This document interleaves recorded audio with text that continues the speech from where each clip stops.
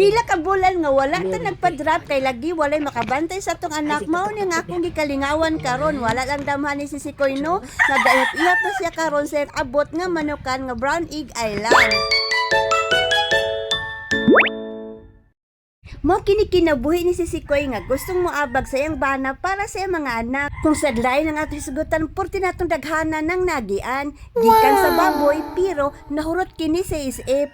Nag-vlog sad ta og padrap kaso lang wala may makabantay sa tong anak na anak tapunta karon sa manukan. Pero tanawa wala jud ko gi pakya sa akong binuhi nga manok kay karon kilalang kabuan naka-harvest na ta. O di ba nakalibre na og panud-an ang atong mga anak. Muna gipangingnon no retreat na surrender kay anak baya tano ligon biya ta nga pagkasawa.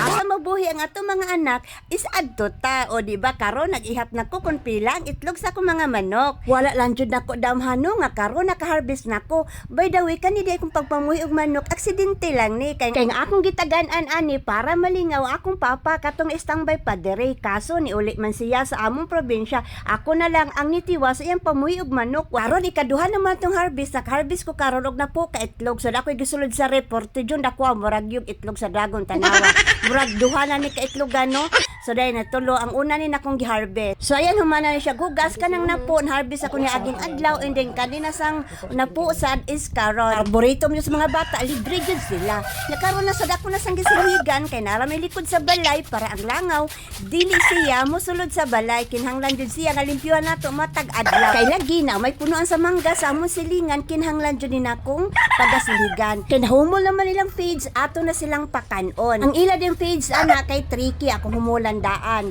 kung 8 ka manok 8 sad siya katakos kung 6 ka manok 6 sad siya katakos so inaana akong pagpakaon sa mga manok kay para dili siya masayang og ang pag-inom nako sa ilang tubig kinahanglan jud ilisan siya sa matag 3 ka adlaw kay mabaho ba sa ilang tubig dili jud na makumpleto ang iyang adlaw kung dili ta na esprehan kay para dili manimuha atong manok og dili langawon karon kay wala may lalaki sa atong panimalay magbuhat ko karon og pugaran kay lagi maglumon man sila og pangitlog sa usa ka pugaran ako na po silang buhatan og usa ka pugaran kay para magdilain sila og pangitlog gimaniho ko nagisabayan ako og kanta kay para lang madali.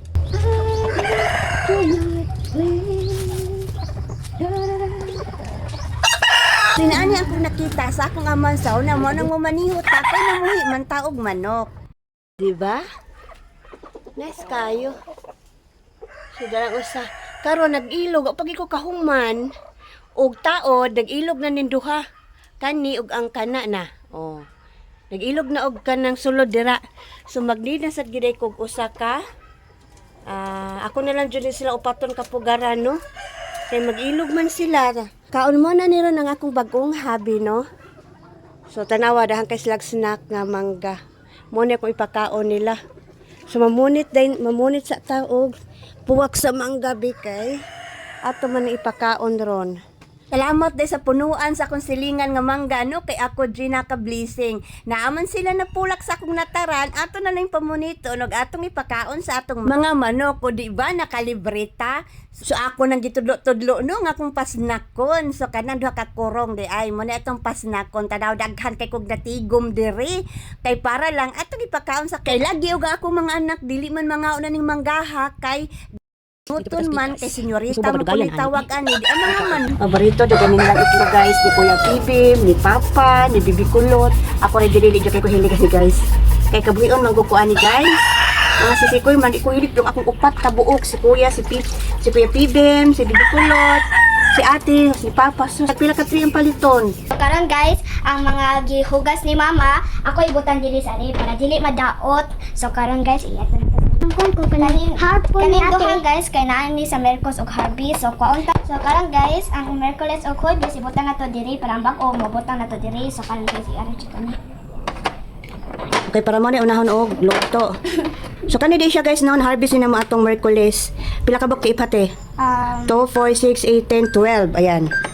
12 ka buok. Pero gikuhaan na nila guys no. Nag-abot-abot mo siya among harvest guys. Sunday, Wednesday nya karon sad Sunday naka-harvest sa sadta so daratong na harvest karon nga Sunday. So ingana na siya te. Kay para man guni siya dili makunahog luto guys. Ay unahan ko luto guys ang unang na harvest. Oh dira na siya.